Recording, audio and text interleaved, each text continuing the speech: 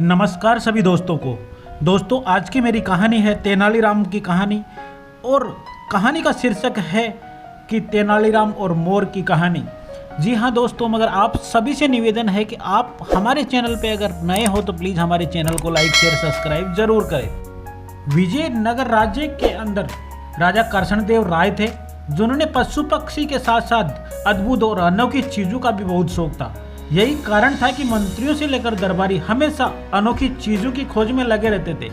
वे उन अनोखी चीजों को देकर न सिर्फ महाराज को खुश करना चाहते थे, बल्कि उन्हें उपहार और पैसे ऐंठना भी उनका मकसद था।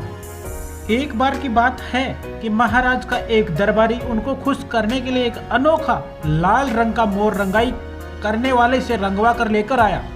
वह दरबारी उसे सीधे महाराज के पास ले गया और बोला, महाराज, मैंने ये अनोखा मोर मध्य प्रदेश के घने जंगलों से मंगवाया है। महाराज ने भी उस मोर को देखा और आश्चर्यचकित हो गए। उन्होंने बोला, लाल मोर, यह तो सच में बहुत अद्भुत है और यह शायद ही कहीं मिल पाएगा। इसे मैं अपने बगीचे में बहुत ही सावधानी पूर्वक रखवाऊंगा। अच्छा, अब ये बताओ कि इसे मंगवाने में तुम्हारे कितने पैसे खर्च हुए। तभी दरबारी अपनी बड़ाई सुनकर काफी खुश हुआ और बोला, महाराज, आपके लिए यह अनोखा मोर ढूंढने के लिए मैंने अपने 2 सेवकों को लगाया था। वो दोनों पूरे देश की यात्रा पर निकले हुए थे।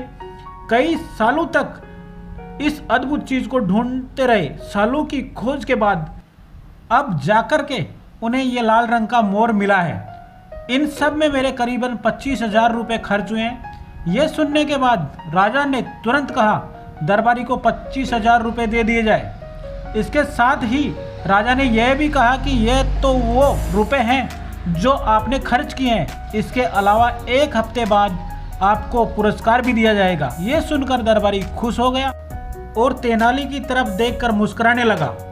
उसकी इस मुस्कुराहट से तेनाली सारी बात समझ गया, लेकिन उसने मौके को देखकर चुप रहना ही समझा।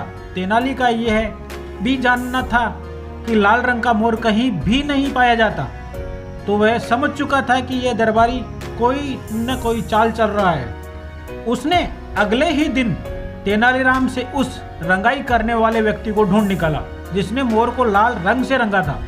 तेनाली उसके पास 4 और मोर लेकर गया और उसे रंगवा कर दरबार में ले आया।